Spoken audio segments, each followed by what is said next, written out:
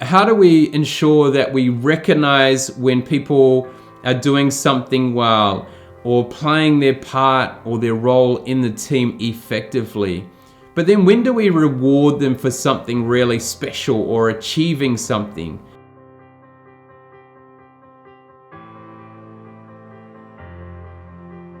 Kia ora, hi, I'm Craig Johns, high performance leadership expert, CEO and managing partner of Speakers Institute Corporate, and the founder of Gravity of Leadership.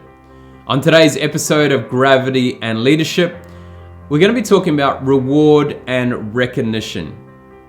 Now, quite often in companies or teams, we reward and recognize what we've always rewarded and recognized in the past. It might be a tradition, might be a ritual.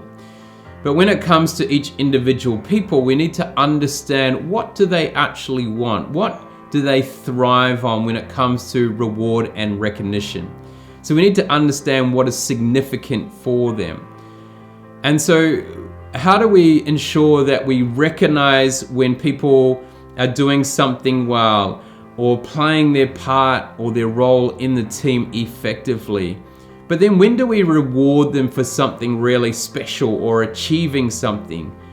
And we need to be able to balance these and understand what is unique for each person, because it could be easy to always reward and recognize the people on the sales team who are closing the sales, or the person that is leading a conversation.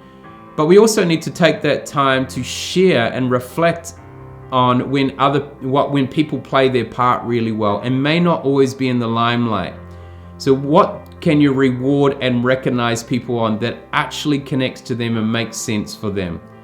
Understand what each person wants from a significance point of view.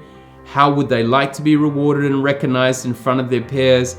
And then how can you do it more often? And in the previous episode, you would have heard me talk about the type feedback loop, where we talk about GEMS. That positive reinforcement, that's really good recognition. But we need to go to those spaces where we actually reward people. And it doesn't have to be money or something physical. How do you reward them? It could be that they get to have a long weekend. It could be financial. It could be a bonus, whatever it may be. But think about, how are you going to do that effectively that caters to the different unique individuals of your team or company? Remember, it's important to create a gravitational pull, not a gravitational push as a leader. What is your gravity of leadership today? Ka kite anō. I'll see you next time.